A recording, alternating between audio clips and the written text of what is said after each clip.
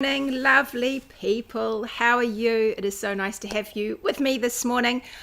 Oh my goodness, it is so muggy here. If I melt into a puddle on my sofa, you know why. It is so muggy. It is windy. The leaves are all coming down. It's really autumnal, although mostly we have evergreens where I am. Let me just put your comments up so I can see you.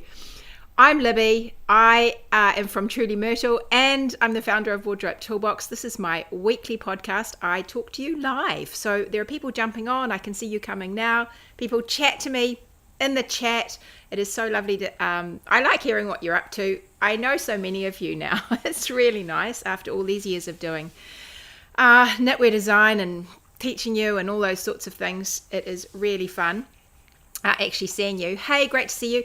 If you're calling in from Facebook, just put just put your name after your comment. If you haven't clicked the button to sell your life to Zuckerberg, what's his name? Anyway, that guy. And if you're on YouTube, I can see your name fine. Anyway, hi Sabrina. I always know it's you. Morena, Sabrina. I know it's you. It's lovely to have you with me. So I'm Libby. I'm based down here in New Zealand. It is a muggy, muggy autumn day. It's going to thunder with rain, apparently, starting presumably down the bottom of the South Island, or somewhere down there, and then we're getting more and more muggy up here. So let's just see how it goes. I'm actually flying to Christchurch today, but I thought I'd come in and say hi to you before I left. I'm flying down to Christchurch because I'm going to the Knit and Gather knitting retreat this weekend. I'm teaching, and I'll have all my samples to show you, and people can try things on, and we've got a mirror and all sorts of goodness. And I will see everybody down that way later today and then over the weekend. I am really looking forward to it. It's going to be so much fun just catching up with people. And I haven't been to a yarn festival in the South Island for years and years and years. What do you think? Maybe 5 years or 6 years or something like that. So it'll be good to come back. I can't bring everything. I'm bringing a lot of garments that I think you want to wear. I'm bringing a handful of shawls. But shawls are always fun. But I'm bringing some of the new things from Wardrobe Toolbox that you haven't seen yet. Some of the things you can expect to come out. I'm going to release Dream Weaver, which is a shawl we had in Wardrobe Toolbox this time last year, soon. I have got a date for it. I just can't remember at the top of my head. I think it's the end of April, and that one has been a real hit. So I'm bringing that one to show people, and it's going to be really fun. I'm looking forward to it a lot. Hi Colleen, nice to see you. And Jerry is waving their hands. Hey Tracy, sorry. Good morning. It's a nice clear day in the Northern Rivers, New South Wales. So nice not to have rain. You thought you'd try YouTube this morning. Yeah, good. So I go on YouTube and Facebook. Hi Beck. Chilly weather in Sydney. Oh, good. I like this chilly weather. Oh, hi, Marina. How are you from Strawberry Patches? I have a beautiful parcel from Strawberry Patches, which I'm going to show you next week, actually. Look at this. I've got this beautiful parcel in here. I'm going to show it to you next week when I'm home. I've got a few goodies to show you, so I want to talk you through those. Today I'm going to talk about something a little bit different, but it's lovely to see you. Hi Anna, nice to see you. And Bernadette, you're waiting for the forecasted rain at lunchtime. It's definitely threatening, isn't it? It's heavy. Certainly up here, it's so heavy. It's like the whole sky is a suspended water. It's the rain is just hanging in the sky, and it makes you really hot. I'd love it if it was a bit dry and cold, but no. It's cold and foggy and damp in Melbourne. Winter is definitely on its way, says Rebecca. It's perfect knitting weather, right? Oh, yes, Amanda, you'll be hobbling this weekend because she's broken her leg or her foot or fractured or something, your foot. So I'll see you hobbling in. We'll see you coming, don't worry.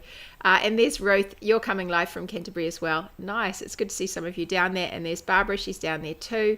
Oh, you've just been picking flowers to bring to Knit and Gather. Barbara has the most beautiful roses. Well, I'm saying that because I just believe it to be true, but I know she has a lot of roses. Hey, Jackie and Macedon. Nice to see you too. Hi, Jerry. You're sorry for the hand. You're running and listening and you couldn't miss you. Lovely. It's so good to have you here. Give me a hello in the chat if you're watching. I can see lots of you. You don't have to say hello in the chat. You can just watch quietly. That's absolutely fine. Okay, so I'm off to this festival, and I love going and meeting up with knitters, and it's really good fun because we all get it, right? We all get it, what we're there for, and we talk about knitting and we talk about yarn, and it just sort of, well, I love the way it brings us together. That is what I love about everything in Truly Myrtle and over in Wardrobe Toolbox. We focus on the things that bring us together, and because we are creative people and we breathe making, then this is something that is really important to us. It's like our fundamentals, and we focus on that, and that is magic. It's absolutely magic. So I love going and I love seeing everybody, and honestly, you know, because you're listening, but people that don't know, they don't know that you could talk about knitting all day and all evening and then all the next day, and you could just talk about just making and creativity and all of the things that goes along with a knitting lifestyle. So we love that though, don't we? We absolutely love it. But part of this festival, so I'm teaching a couple of classes. I'm teaching a class which is called Wear What You Knit, I think, something like that.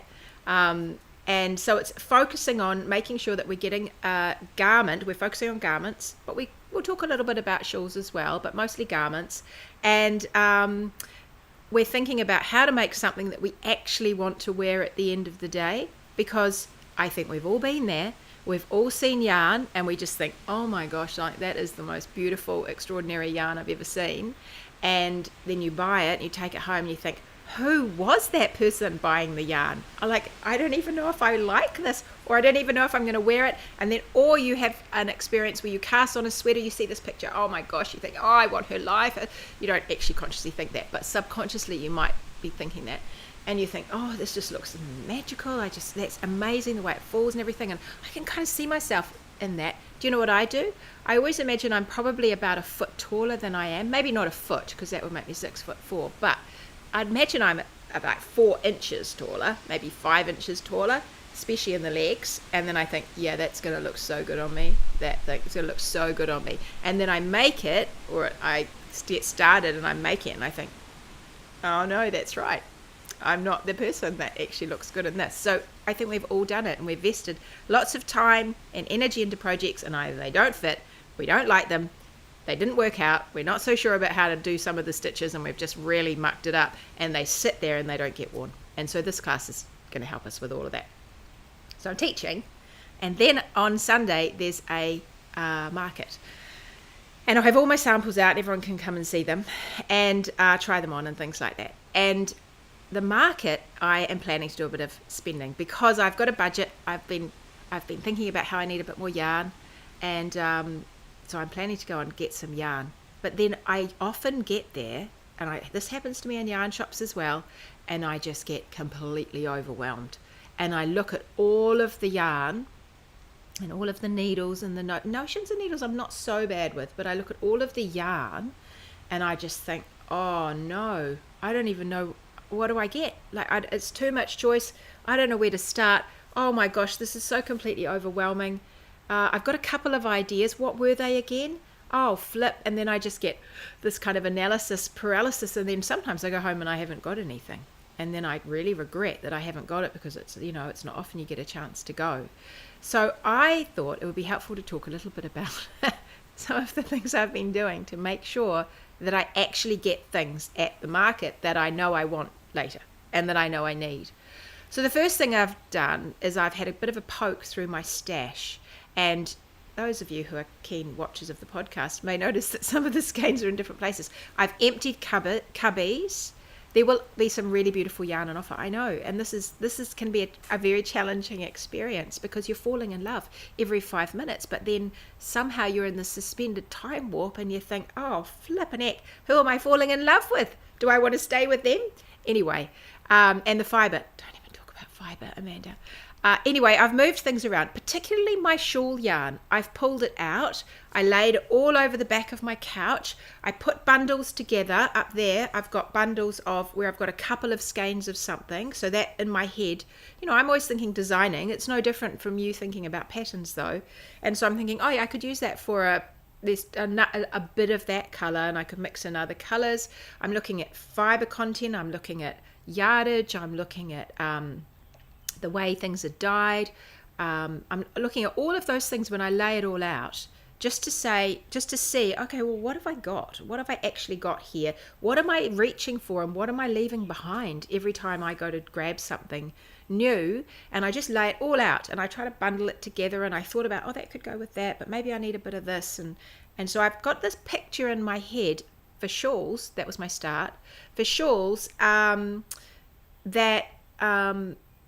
where I'm thinking, okay, I could do with a little bit of this and a little bit of that. And I'm starting to see where my gaps are in my stash. That's good. That's good to have that in my mind. I've also had a little look through sweater yarn, just loosely looking through. Oh yeah, I've got quite a bit of where I could do solid sweaters. I've got quite a bit of, I could do a whole sweater in the red, I could do a whole sweater in the green. I have got quite a bit of yarn that you can't get. And so I've got yarn that's not around anymore. I've got yarn that's, I think, where is that yarn? I've got yarn up here that's like a one-off. I've got yarn that's hand dyed. I don't know if you'll get that color again. I've got quite a bit that I don't know if you can get. Now, I have, that won't matter if you're knitting other people's patterns, because you can use it for whatever you like. But I'm always thinking, okay, I've got this dilemma. Do I put out patterns even though you can't get the yarn? Well, a big part of me thinks, yes, I definitely should, because everything that we do over in Wardrobe Toolbox helps everybody in there think about how they can sub out the yarn. What kind of yarn is it? What's in it? How's it behaving? What do I want in my sweater? And all of that sort of stuff. Yes, you have that bright green has. Yeah, it's gone now. It's out. It's in a pile over there. The bright green behind me. But I'm thinking about how I want to teach you. I want to give you that fishing line. I've said that about 5 times in the last week, actually. It's getting a bit boring. My earrings undone, I've noticed. And so you can sub out yarn. The idea is that you make fabric that you love, and then you can make the project you love. And I know sometimes you're not in the mood for that. Sometimes you're like, just give me something easy. Just tell me what yarn to buy. I totally get that. So I don't want to throw you in the deep end all the time. But I do like the idea that I can say, here we are. Here is a fingering sweater. Can't get that yarn anymore. So go for it, guys. You know what to do. Let rip on these patterns, and I want to see what you make. Yeah, so Beck's saying, I've only made 2 of your garments in the same yarn. Yeah, which I love. And I was actually speaking to another designer the other day here in New Zealand, and she was saying she loves that too. This whole idea of, you produce a pattern, you put it out there, and then, okay, go for it. Let's see what you do with it. And it gives me so much pleasure. It also gives me a lot of, oh man, I should have done that. That looks really good. Or, oh, I really need another one of those, like you, because you did such a beautiful job. So, so I like that. But the flip side of that is, the main flip side of that for me is, yes, okay, there are people that I like to give you an easy ride sometimes, and it's nice to know that you can get the yarn. That's fine. But the main flip side for me is, I go to a market like this and I see all these dyers and shops and producers who are around me or are online. I see people online as well. And I think, oh yeah, that would be good to actually use some of your yarn, because then other people will want your yarn as well. And I really enjoy doing that. I love getting in together with people and letting it rip, right? And really having fun with, they've got all the beautiful yarn, especially the dyers. They come up with amazing colorways, and then I've got the pattern that goes with it, and it's exciting. That's really exciting. So there's 2 things going on for me. So I've gone through all my stash. I had a little look. I hear people tell me a lot. I hear you saying that you want fingering and sport weight garments. That's fine. I hear that. I definitely need more fingering yarn. I definitely need more. I've got quite a bit of chunky yarn. I will get to it, because I actually quite like a sloppy DK jumper, and I know some of you do too. I will get to it. But I love a fingering weight yarn, just like you do. I actually love even lighter. I love a heavy lace. So, but I know there's a lot of tiny stitches. But yeah, we'll get to that. So I I can see my gap. Okay, I can see that. And I can also see that I've got, like I said before, quite a lot of all-in-one colour sweaters, which I quite like all-in-one colour sweaters because I find them so versatile when I'm getting dressed. But I appreciate that there's a lot of fun to be had mixing colours. And so I'm thinking in my head, okay, I wouldn't mind fingering in a bit of a mixture. And also I'm into, let's have a think about what interesting fibres can I get? What interesting combinations can I get? So that was my sorting out of my stash, where I went through and I had a little look. Now, what I haven't done, because I come at it from a slightly different place, is I haven't gone off and thought about, I've got a pattern here and I've got a pattern here that I want yarn for. I have got some loose ideas of what I want to wear, and so I'm thinking of those because I'm going to design them from scratch. But I do recommend that if you're someone like me that gets a bit of paralysis when you're faced with a wall of colour and you just, I don't know, your brain just says overload, overload. I don't even know where to start, because you've got a budget and you try to match the budget with what you really, if you had no budget, you just go, give it to me. I have it. I'll take it all home. We'll work it out later. But you don't. You have a budget. So you've got to have a balance here between, okay, that, or have I missed something on another table? Oh, flip. So I think it's helpful to say, okay, here's a few patterns that I really want to knit. It doesn't have to be all the patterns you want to knit, but here's a couple that would be really good to get on my needles and I'm pretty sure I don't have yarn for, and I'm going to either print out a picture so that I remember I actually want to make that one and I don't forget that in the heat of the moment, or I just pop them on my phone and I go, okay, I've got a few screenshots in my phone. I can go flick, flick, flick. Oh, that's right. I wanted to make that. Oh, that's right. I didn't want to make a poncho that went to my knees with a beaded fringe and then this sort of mohair polar neck. I forgot that wasn't something I'm going to wear. I actually want to wear a little basic cardigan with a little bit of interesting detail at the bottom, or something with nice little buttons and a thing here for work. That's what I wanted. I remember now. So I think it helps just to have a few things in your phone. Flick, flick, flick. Oh, yeah. Keep bringing yourself, center yourself, bring yourself back to the beginning again. So I think those would be my main pieces of advice. I think my last piece of advice would be, when you arrive and periodically through the day, just step away and look at the entire scene before you and marvel about how lucky you are to be there, because it is such a fun thing and we don't get to do it very often. And you can do it even in a yarn shop.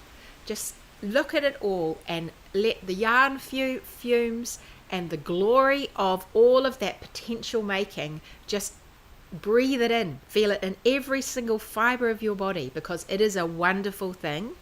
And look at everybody bustling and looking and loving and oohing and ahhing and chatting, and just step away and think, this is good.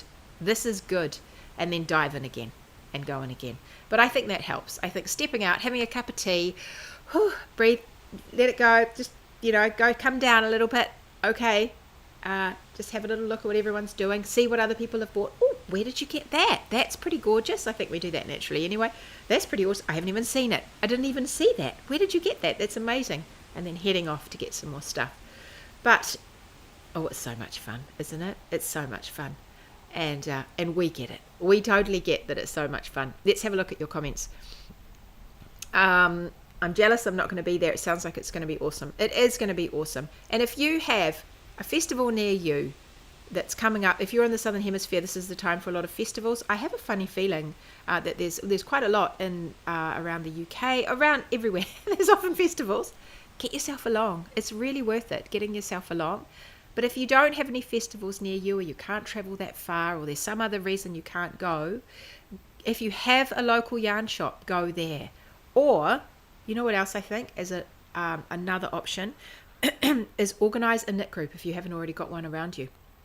Even if you just say, hey, I'm going to be at this cafe on Tuesday at 4, or whatever you can be there.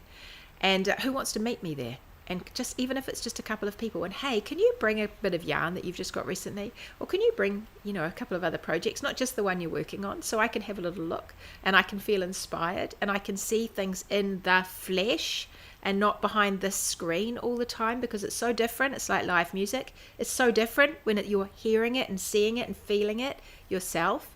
can you bring stuff and just show me? Or can you come on and meet at my place? I'm going to make a cake.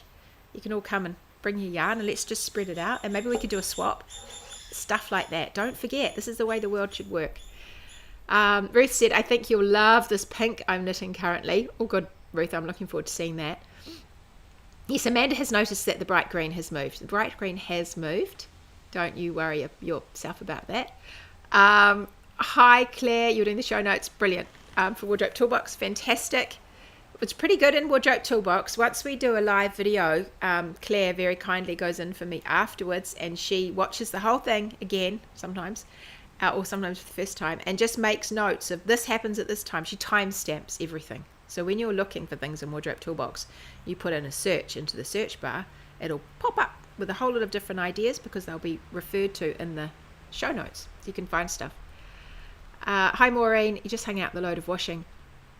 Let's hope the wind stays just long enough to dry them. Yeah, it's still there here. It's still, you're not far from me, Maureen. It's still breezy out there. It's not crazy. It must have been in the night. And Amanda says Medley was a great one for that. Now, that was a really interesting thing that happened. I've just told that story recently on this podcast, I'm sure. When I started Wardrobe Toolbox, I had a dream that I would give you a pattern, that the members would get a pattern and that we would think about what yarn, and I would make it a little hard for you. I wouldn't make it so that you could get the yarn.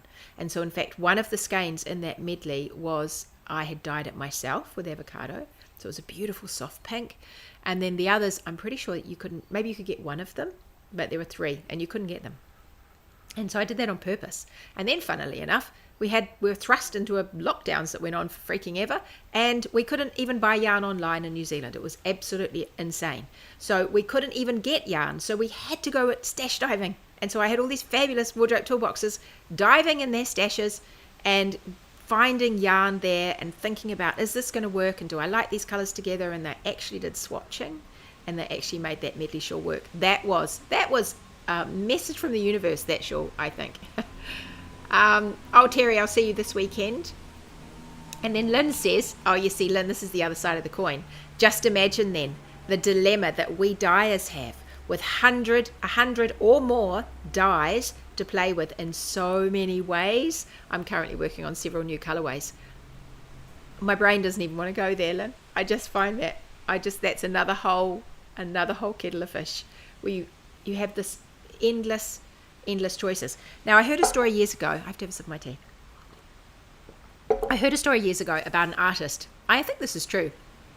And he left art school and he had assignments, and things to work for through art school. And he loved art. He was a creative person, obviously. And anyway, he left art school and then he was utterly paralyzed because he could make anything he wanted. And he just didn't know where to start. And I think he spent some time feeling totally paralyzed. What do I do? What do I make? What do I do? I have all the options in the world. I could be using lino. I could be using a bit of acrylics. I could be layering up some oils. I could be scratching into surfaces. I could do anything. I could do it big. I could do it small. I could do it 3D, 2D, whatever. And he was overwhelmed with the amount of choices. And so he set himself a challenge.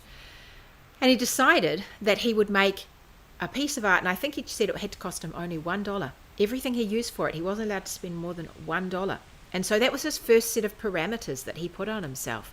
And when he put parameters on himself, all of a sudden he felt hugely creative. And I think, I know that is true for me. It's absolutely true for me. If I think, okay, I want to make, this is the parameters I'm putting on myself, then my imagination starts going wild. I'm not someone that can just look out into the spread of the universe and then wait for this awesome idea to come. Sometimes I think of it in the car. Sometimes I have a vision of something when I'm driving the car. That's my most common place for that to happen.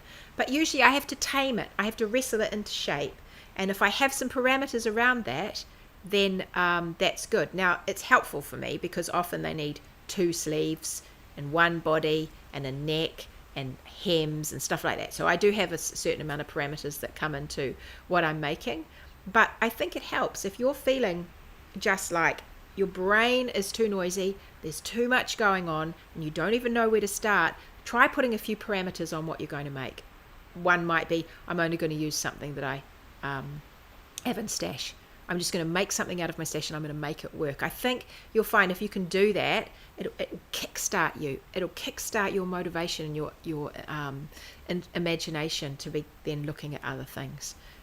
But you might have another parameter that you want to put on yourself. I only want to spend $100 on this garment. I'm going to find something that make it work. I'm going to mix it with something in my stash, or I'm only going to use this dyer. I've decided I want to support this particular dyer, so I'm going to go there and I'm going to find something that they make that I love, and then I'm going to make something with that. And it might be a cardigan or whatever. You might have decided that.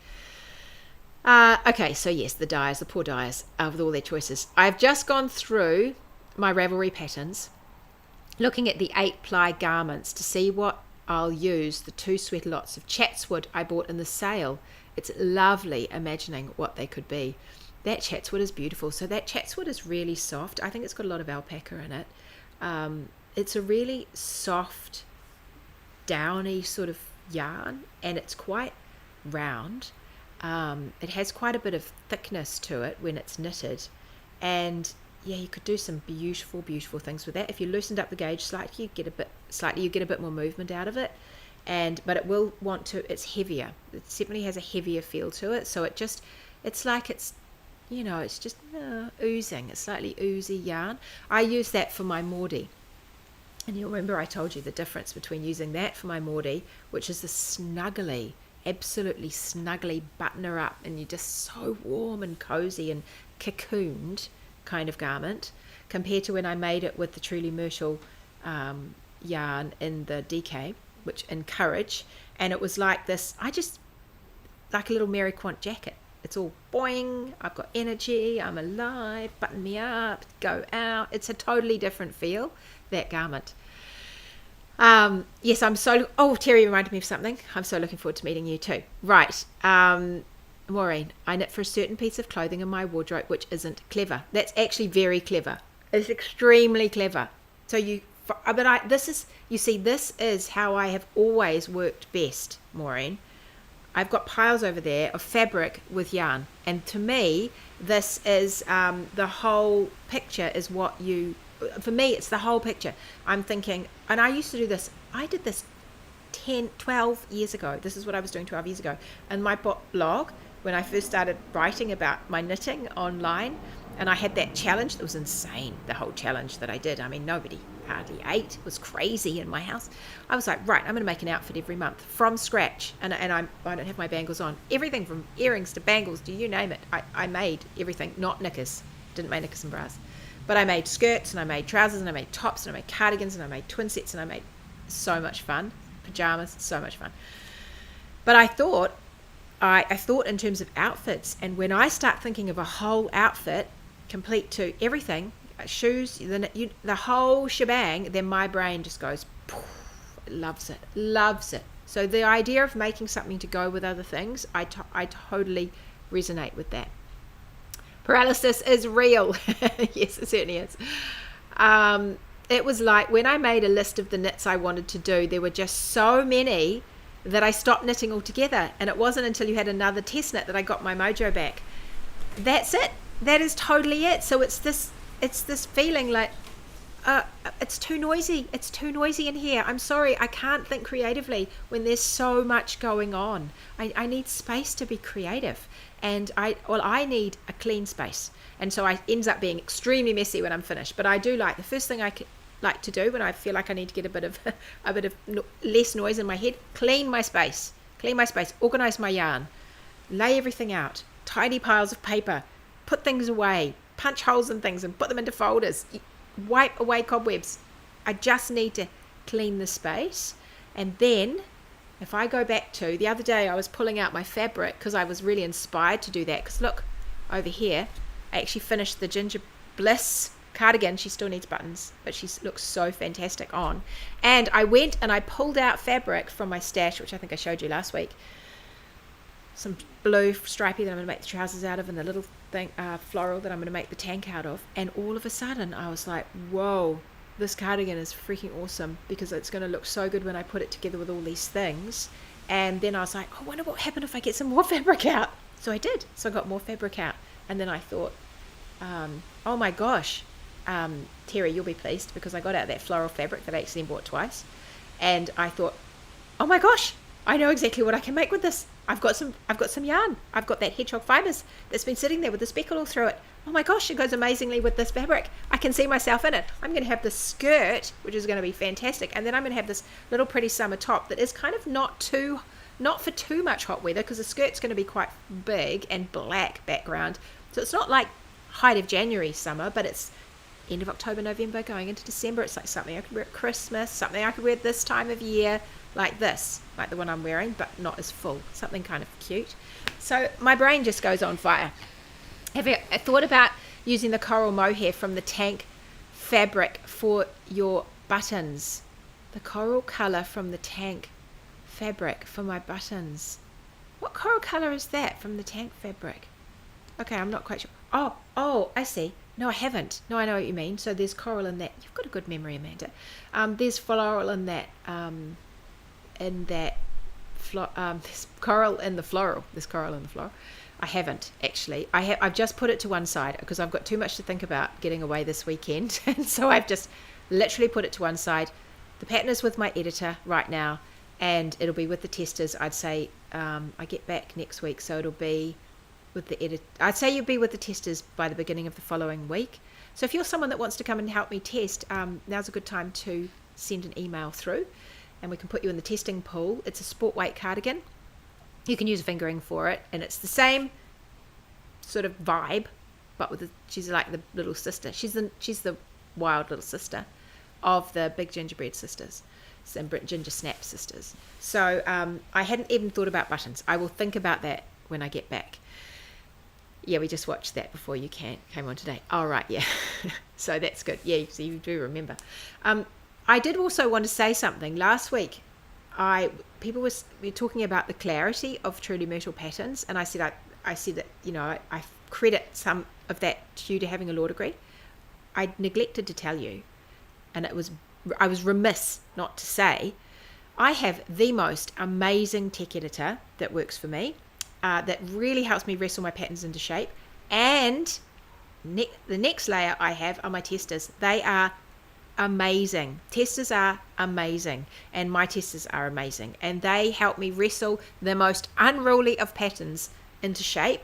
They are amazing helps, and so I am not a one-man band putting out with in terms of clarity. It is a team effort, and I couldn't do it. I couldn't do it without my editors, and I couldn't do it and I couldn't do it without my testers. So if you want to help me and you want to be a tester, now's a good time to come in, because we've had a bit of a we asked everyone, do you still want to be a tester? There were a few hundred people in the group, and we said, who wants us to stay in? And then if we didn't hear from people, we said, okay, we're just having a little clear out and we'll do a digital tidy up, we said. But there's still a bunch. There's heaps and heaps of testers in there. And if you want to come and join us and help out make Truly Myrtle patterns beautifully clear, then now is the time. All right, everybody, I'm going to go. I've got so much to do. My bag is kind of half packed down there. One of the nice things about going to a yarn festival with all your samples is that you've actually already packed most of your clothes. Yeah, Alex was the most unruly pattern of all. And I think that actually takes the prize for most unruly pattern of all time. But now she is totally, we pulled it together. You helped me pull it together, you people. Anyway, my bag is packed. I've got all my clothes in it, which is great. And there's a few more things I have to do before I go. And I'm flying out this afternoon, and I will see everybody in Christchurch. Some of you, I'll see them tonight. There's going to be I'm going to a knit night tonight. And then tomorrow, I'll be at the Knit and Gather Yarn Festival, and I'll be teaching tomorrow afternoon. And there could even be a couple of spaces left in my class. Possibly. I'm sure I could squeeze a couple more in if you want to come. And then I'm teaching again on Saturday afternoon. So same class twice, and then Sunday is the market. So I'll be there with my bells on Sunday. All right, everybody, I will catch you all later. I'll see you next week. I will show you what I managed to get at the Yarn Festival. If I can overcome my paralysis, I will be fine. And I will catch you later. Do heaps of knitting. I'll see you later. Bye. See you later.